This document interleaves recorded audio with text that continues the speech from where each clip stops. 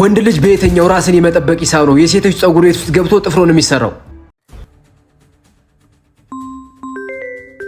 ኦ ሺት! ቼኳ ደወለችልኝ። አንሳላታ።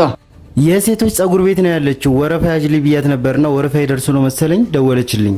የሴቶች ጸጉር ቤት ምን ለመሆን ነው ወረፋ ያስከው? ባክህ እግሬን ተዘብዝፌ ጥፍሬ ልሰራ ነዋ።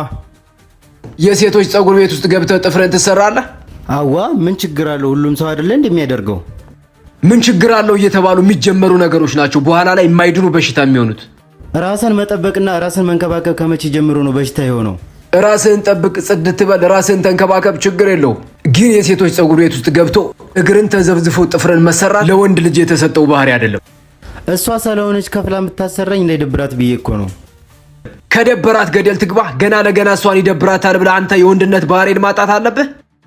ከኔ ጋር የሴቶች ጸጉር ቤት ውስጥ ገብተህ ጥፍርን ተሰራ የምትል ሴት መሆኗ ለራሱ እጠራጠራለሁ። ኧረ ሰን ደግሞ እንዴ ተራ ነገር እኮ ነው። ወንድ ልጅ በየትኛው ራስን የመጠበቅ ሂሳብ ነው የሴቶች ጸጉር ቤት ውስጥ ገብቶ ጥፍሮን የሚሰራው? ሰን በቃ ተወኝ እንዴ። አውቄ እኮ አይደለም ያደረኩት። ከሰው ጋር ብትጣላ ትታረቃለህ። ከፈጣሪ ጋር ብትጋጭም ይቅር ይልሃል። ከተፈጥሮ ጋር ከተጋጨህ ግን መቼም ይቅር አትልህም። ይሄ ተፈጥሮ የሰጠችው የወንድ ልጅ ባህሪ አይደለም። እሺ ቆፍጠን በል፣ ወኔ ይኑርህ። ኧረ እባክህ